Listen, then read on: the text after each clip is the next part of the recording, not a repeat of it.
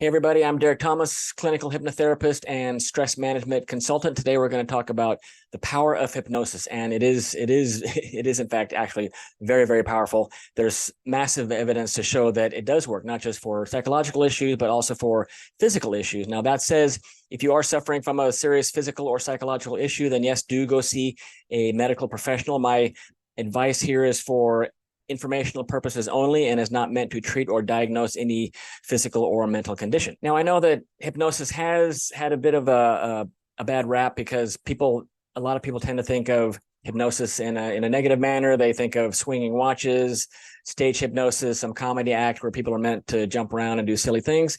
And, that says those people who do those silly things, they do those things because they want to. Hypnosis cannot get anybody to do anything that they wouldn't ordinarily do.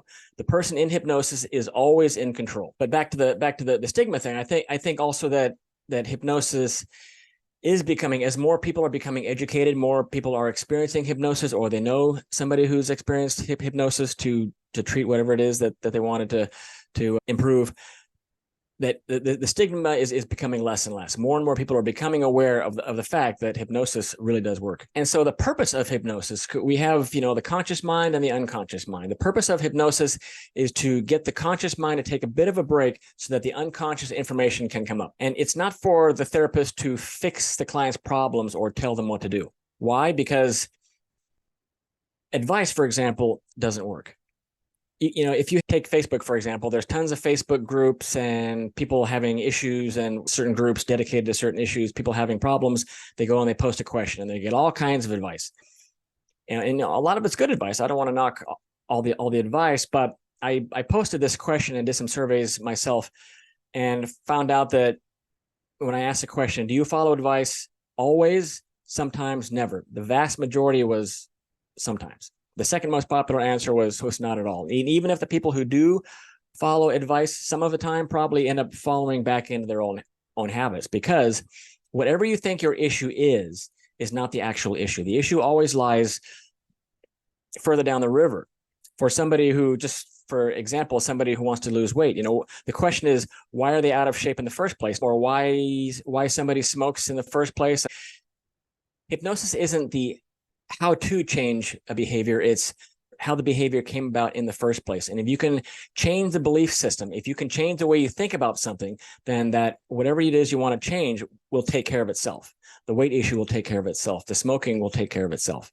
That is the premise behind hypnosis, not to tell the client what to do, because like I mentioned before, advice doesn't work. So we need the hypnotherapist to be that flashlight that guides us out of the tunnel, to guide us out of our issues by helping us figure out what is kind of best for us, by not telling us what to do and helping us go in. All our problems are in our unconscious mind, as well as all our answers are also in our unconscious mind. So for a therapist or somebody to give advice on A when L is the issue, then that advice is not going to work for whatever it is that they think they need advice for. And there was a client earlier this year that she was having problems with her business. She was trying to succeed in her business, and she felt stuck. Most of my clients just feel stuck in one way or another. She felt stuck in that she didn't know what to do, how to succeed in her business. Well, it comes to find out that she was having problems with her marriage. It was some serious marriage problems, to the point where she wasn't sure if she even wanted to be married anymore. So you can see how, if I was going to give advice on how to progress in your business, okay, pick certain hours, have a list, have a goal, have a plan, strategy, and then you do this, spend some hours working on your business during this time, and you do this or that.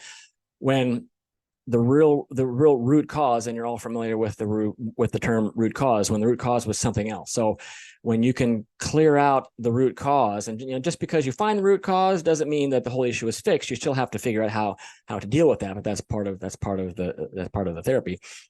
Once you can do that, then the issue typically clears up. So again, by clearing up the root cause, the presenting issue is what a client comes in to see the therapist for. So by clearing up the root cause, we can change the belief system, and changing the belief system will get the that behavior to clear up, whatever, if you're trying to quit a bad habit or if you're trying to start a new good habit. And so back to the conscious versus unconscious, a great example I like to use for that is somebody riding a horse. The person represents the conscious mind, and the rider represents the unconscious mind. And our unconscious mind drives our behaviors through our feelings, our emotions. So the rider, the conscious mind, can steer the horse around to a certain extent, but the horse has all the control. The horse will go where it wants to go, and it will eventually go where it wants to. That's, our conscious mind is the great problem solver. It's always thinking. It's always constantly trying to figure out our day-to-day issues.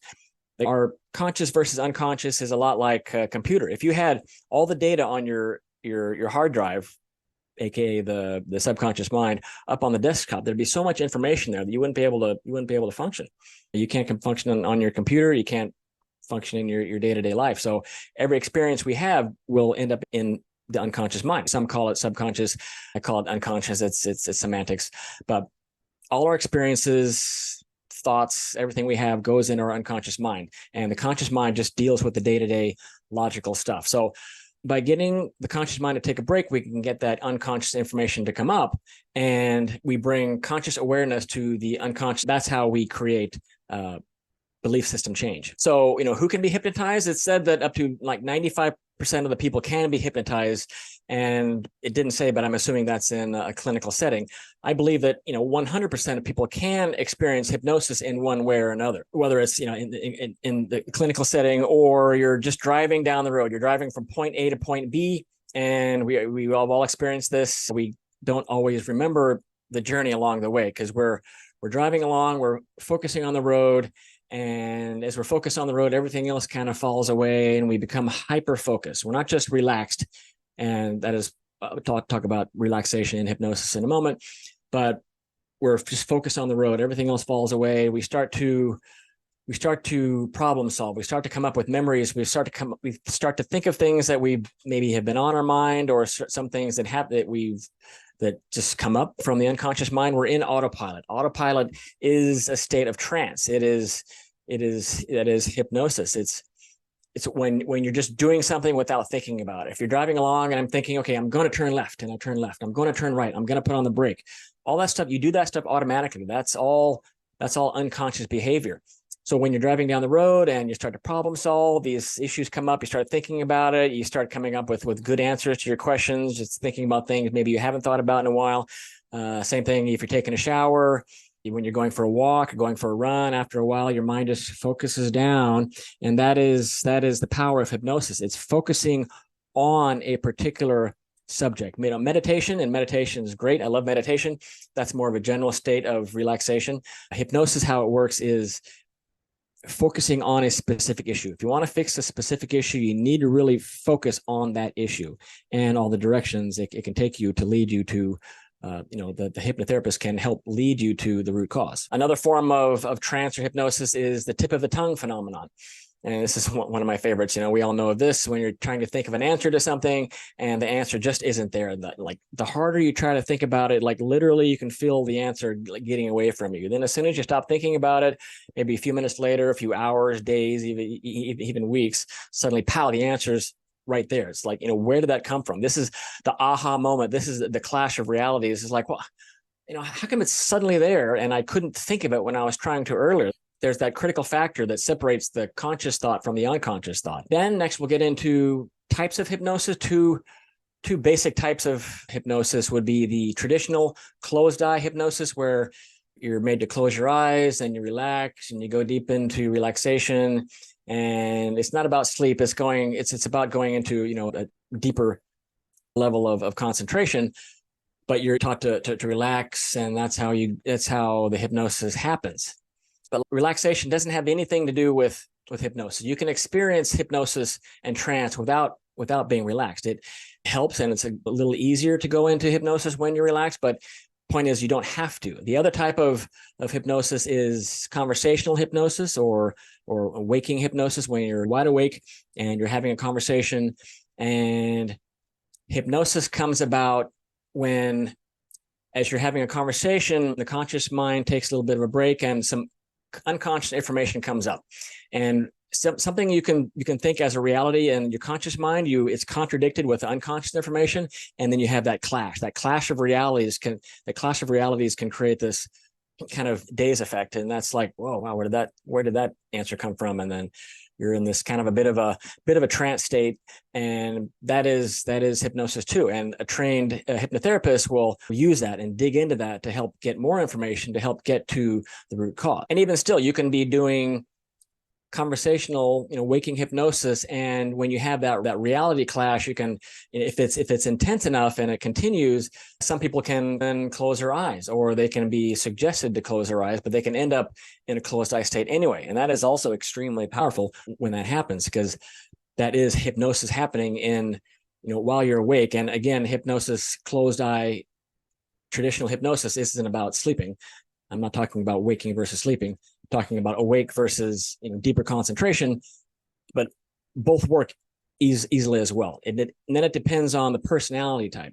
Are you more of a spiritual kind of a person? If you're more of a spiritual kind of a person, then maybe the traditional closed eye hypnosis might work better for you. If you're a more analytical or pragmatic kind of a person, then maybe conversational hypnosis can work for you. And it's a good idea to try both. Some people think that they will never get hypnotized, and that is actually not true. I think everybody can experience hypnosis to some degree or another. It's funny that some people who are really disbelievers can have some of the most amazing results from hypnosis. I myself prefer more of a conversational style of hypnosis, specifically ACH, advanced conversational hypnosis. A colleague of mine earlier this year coined it the Einstein approach to therapy, which I thought was brilliant. And I'm not sure if she just meant that because it's Einstein, like a genius approach, because Einstein was a genius, or I was thinking about this the other day, that Einstein was a genius in mathematics. So advanced conversational hypnosis, I think, is very mathematical in its approach, because mathematics is an exact science. It goes to the problem. It figures out the problem. So it's more of it's a principle-based approach. It's precise. It's touristic, because it uses the truth to get to the answers. It doesn't use a bunch of techniques hoping that one or more of the techniques will solve the issue, which brings me to other common techniques. There's a lot of techniques. And the ACH is based on Erickson style hypnosis. Milton Erickson, arguably the greatest hypnotherapist of all time, he was just the absolute master of going to the problem. He understood people. He understood the personality. He studied personalities since he was a kid, and just developed his own style, not techniques, that it was phenomenal. He was beyond genius when it came to hypnosis therapy.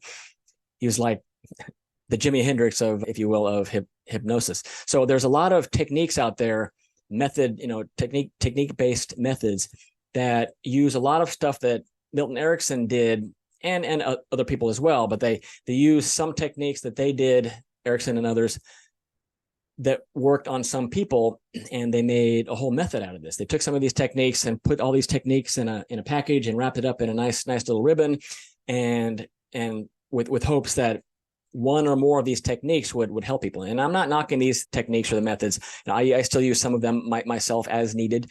But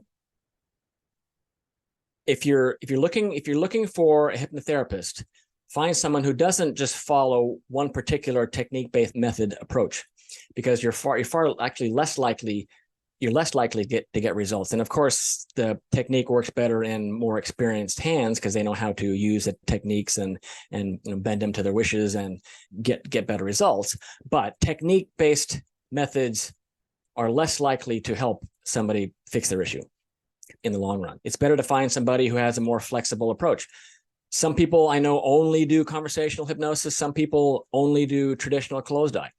You might want to look for somebody who can do a little bit of both. And this also depends, again, on your personality types. Are you maybe more spiritual? Are you more analytical or pragmatic? And some of the things that hypnosis is very good for helping out, just reading off of my homepage, where it says hypnosis has been proven to successfully treat the following issues. And these are just some: stress, anxiety, depression, confidence, self-esteem, sexual problems, relationship issues, autoimmune disorders, grief, trauma, weight issues, life purpose, motivation, fears, phobias, addictions, anorexia, bulimia, physical and chronic pain, migraines, IBS, fertility. And that's just to name a few. A lot of my clients just feel stuck. They feel like they're overwhelmed, or they just don't know what direction to go. And a lot of things I just mentioned, a lot of people, it kind of covers a lot of bases. People feel stuck, whether it's for one reason or another. And then you find out what they are having problems with their business, or they want to lose weight, or they want to quit smoking or quit some bad habit. Finding the true reason why they're behaving that way is how they fix the way they're behaving that way. Now, I was just reading a thing today on the American Psychological Association about healing with mind power, which is an amazing thing that hypnosis really, really helps at, helping the body heal. If take stress, for example.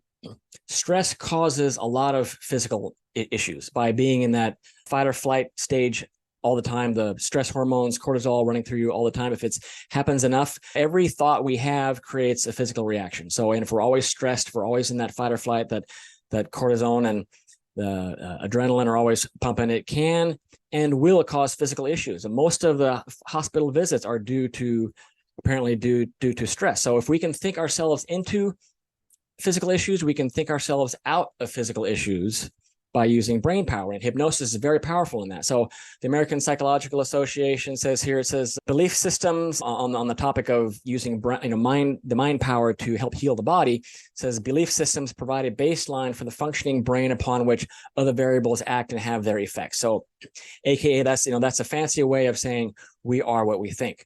This is, again, another powerful way that hypnosis can help you heal your physical issues as well as the psychological stuff. Other things that hypnosis is good for, and just reading a bit here, surgery, hypnosis given during surgical radiology not only diminishes patients' pain and anxiety, but also shortens surgical time and reduces complications from the procedure. That's in the Lancet 2000. Cancer, many cancer patients suffer nausea and vomiting, not only after chemotherapy, but after treatment, but before treatment. In a study of 16 subjects who normally experience these symptoms, hypnosis alleviated pre-chemotherapy sickness in all of them. And that's obviously a small study, only 16 people, but that's still 100%. It's still pretty good. That was in the Oncology 2000. Immunity hypnosis seems to significantly raise the activity of B cells and T cells, both key to immune responses in highly hypnotizable subjects. That's in the American Journal of Clinical Hypnosis, 1995. Talks a bit about smoking, how it's very effective for helping with smoking, to kind of cut this short a little bit. Attention deficit disorder, ADD, this is a good one. ADD research shows that hypnosis is as effective as Ritalin in treating ADD in children. And this is presented at the American Psychological Association meeting, 1999. Children, this is really fascinating. Children before the age of especially 7 or 8, before that critical factor takes a hold, because children run on emotion. After 7, 8, they get the logical brain takes effect. And even though hypnosis is good for everybody, including teens and children over the age of 8, but it's especially powerful for those under the age of 7. And just to name a few things, bedwetting, nail biting, being scared at night, school issues, bullying, and to name just but a few, and there's many, many more things, but it is really, really powerful for children too. So in the end, the point of hypnosis is to change your belief system. When you can change your belief system, your behavior of whatever you want to change will change. So turn your belief system on its head. Let it work for you instead of working against you. And one of the amazing things about hypnosis, this is like a long time ago, even before anesthesia, hypnosis used to be used for anesthesia. It would get people to go layers deep into hypnosis so they wouldn't feel a procedure. This is, I'm not suggesting anybody try this. Thank God for anesthesia, but it's like the movie Inception. Leonardo DiCaprio, they would go several layers deep into a dream state. This is several layers deep into hypnosis to be used so people wouldn't feel that they're being operated on. It's just crazy. And if you're looking for a hypnotherapist, then good for you. It's a great first step to help getting past your issue. Find one that doesn't follow a strict methodology, and take your personality type into consideration. And hypnosis can really change your life.